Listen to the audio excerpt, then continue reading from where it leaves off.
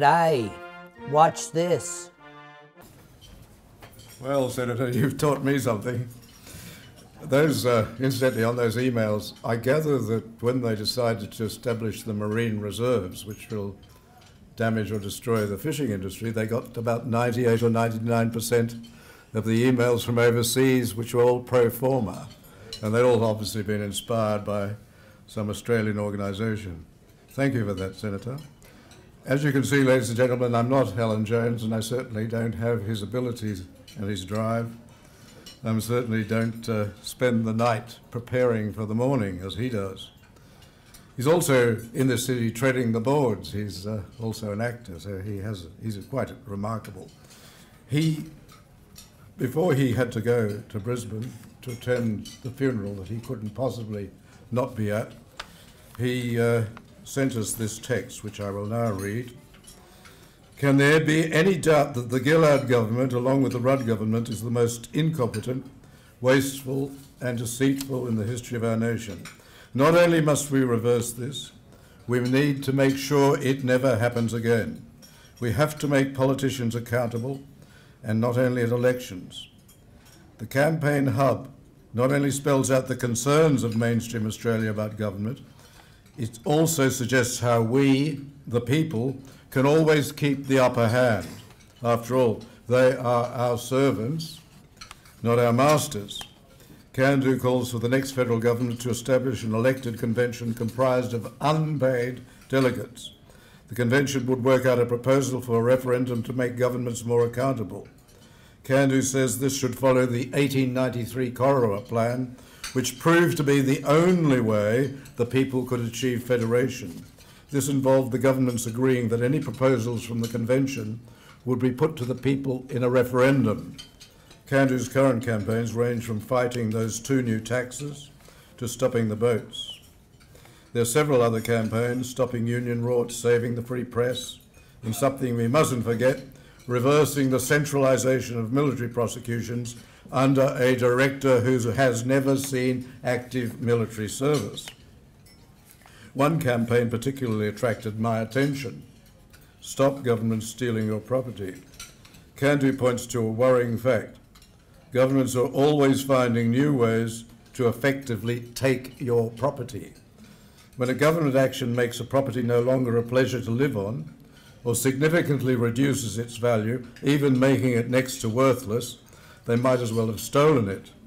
Many Australians first became aware of this when farmer Peter Spencer went on a hunger strike protesting against the New South Wales government making his land a useless carbon sink so the federal government could fulfil its obligations under the Kyoto Protocol. We've seen many cases of governments allowing coal seam gas mining and exploration on private land without the consent of the landowner and the local community, and without any regard to the damage to water supplies. Noisy, subsidised wind farms have been plonked down close to landowners. In one knee-jerk reaction, the government almost wrecked the cattle industry. And instead of harvesting water as governments formerly did, their acquisition of and trade in water rights will reduce agricultural production significantly and impacts badly on the value of other properties. We must make governments fully respect private property rights. Property rights must receive full and proper recognition in the Constitution, and governments must be made more accountable. This is not the first time there has been a widespread feeling across the nation or in a particular state that a government must go. Waiting until the next election only makes things worse. Just look at what they've done in Canberra.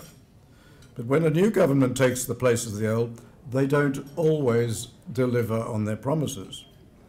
Too often, governments who have come to power on the unpopularity of their opponents retain policies and practices they said they would throw out. In 2 particular areas, I remain concerned about the way the people are treated on their own land. Coal seam gas exploration is still threatening farmers' lands and water supplies.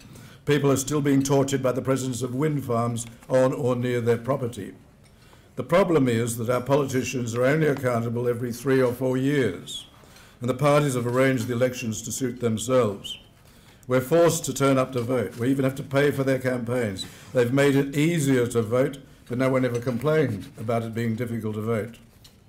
They've even fixed up the way we vote to favour them. For example, if you vote above the line for the Senate, you have to work out where your preferences go. The parties and the factions, with their declining memberships, have stitched up the system to suit themselves.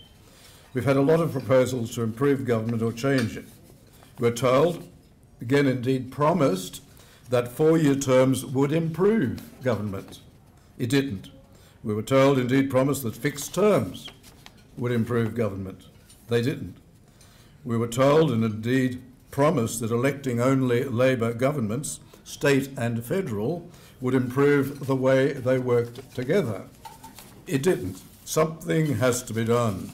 One of the things I've learned over my years on radio is to put my faith in the common sense of the Australian rank and file, not in the latte-sipping inner-city elites, and not in the political apparatchiks who work for the factions behind the scenes.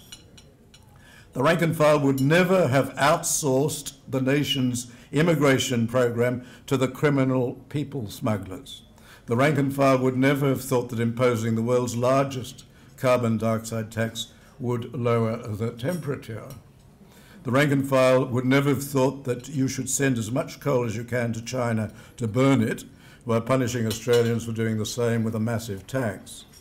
A typical Australian would never have closed down the live cattle export industry because of those scenes on the ABC. They would have gone off to Jakarta, or at least picked up the phone to talk to the President, Susilo Bambang Yudhoyono. A typical Australian would never have closed down the fishing industry just to give the Prime Minister a favourable grab at some environmental gabfest in Rio de Janeiro.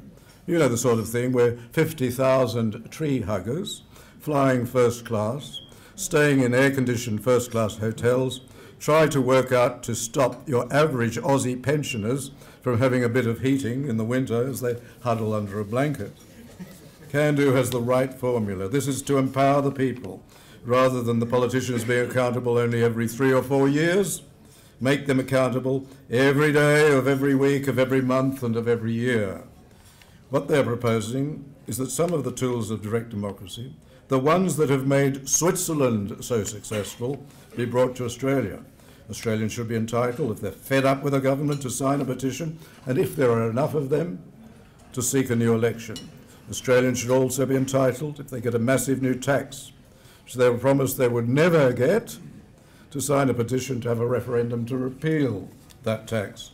Australians should be entitled, if they feel the Migration Act should stop the entry of people who come in by deceitfully destroying or concealing their passports, to sign a petition to have a referendum proposing an amendment to the Act. On that note, ladies and gentlemen, it is with great pleasure that I launch the CANdo Campaign Hub, www.cando.org.au. I wish David and Jai well in a new phase of Don Chip's old slogan, keeping the bastards honest. Not with more politicians, but with making them truly accountable to the great Australian nation. Thank you.